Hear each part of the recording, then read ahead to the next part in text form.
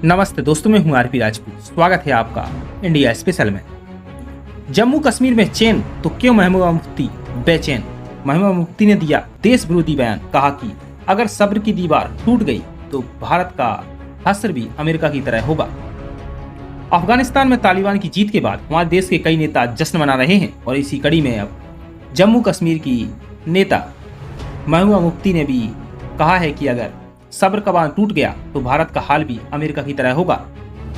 जब से जम्मू कश्मीर में 370 धारा हटी है तब से जम्मू कश्मीर के नेता बिलबिला रहे हैं, क्योंकि उनकी राजनीति की दुकान पूरी तरह से बंद हो चुकी है।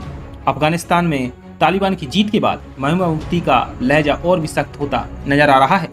महबूबा मुफ्ती ने कुलगांव में पार्टी कार्यकर्ताओं को संबोधित करते हुए मोदी सरकार को चिताया है और कहा है कि जरा पड़ोस में भी नजर घुमाएं, अफगानिस्तान में क्या हाल है, जहां सुपर पावर अमेरिका भी अपना बोरिया बिस्तर लेकर भाग गया है।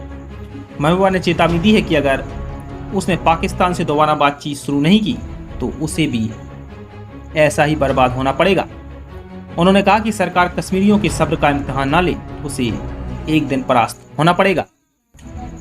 दोस्तों, महबूबा मुफ्ती का पाकिस्तान प्रेम भी नजर आता रहा है। समय समय पर वो पाकिस्तान के साथ भी नजर आई हैं और देश विरोधी बातें करने में उनको कोई परहेज नहीं है।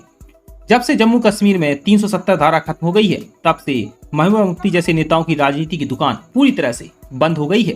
अब इनकी छटपटाहट समय समय पर दिखाई देती रहती है। कभी ये पाकिस्तान से मदद मांगती हैं तो कभी चीन से।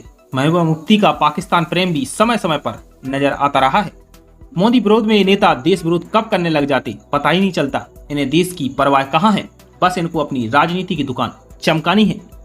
ये कहती हैं पाकिस्तान से बात करो।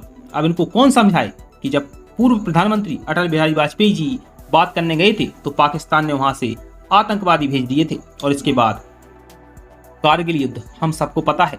महबूबा मुफ्ती को समझना चाहिए कि कश्मीर के लोग विकास चाहते हैं, आतंकवाद नहीं चाहते हैं।